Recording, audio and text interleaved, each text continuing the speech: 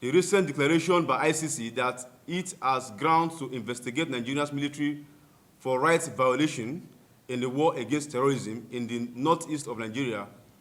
However, this is merely to facilitate in the misguided report from the ICC.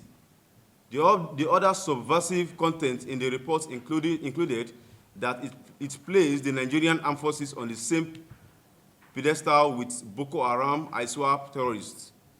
This was no error or accident.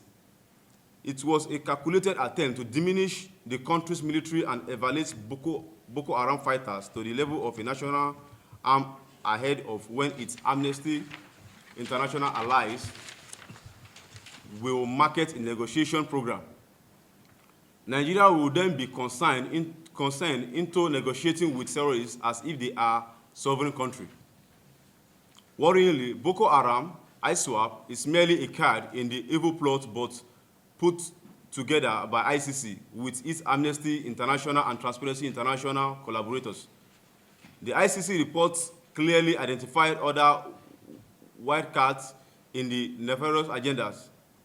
It listed the Islamic Movement of Nigeria, IMN, and the indigenous people of Biafra, IPOB, as victims without acknowledging the crimes they have committed against Nigerians and continue to commit. It also failed to properly name them as terrorist group, which suggests that ICC is prejudiced to the point where it has refused to recognize Nigerian competent judiciary that prescribes these groups.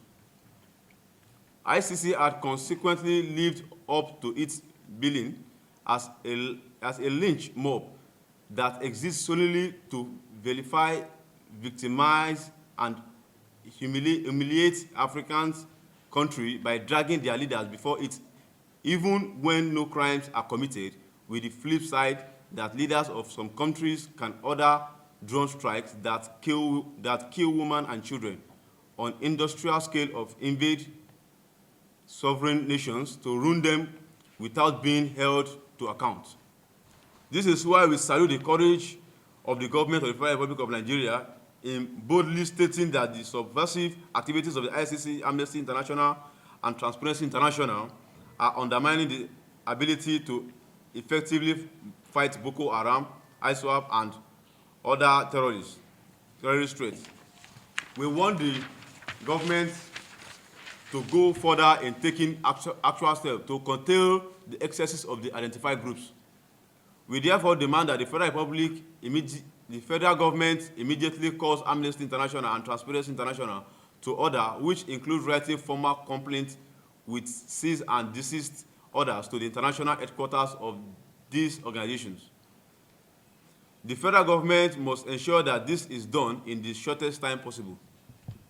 As for ICC, Amnesty International, and Transparency International, we want to put them on notice that the day of reckoning will eventually come and they shall answer to their crimes against Nigeria, because ultimately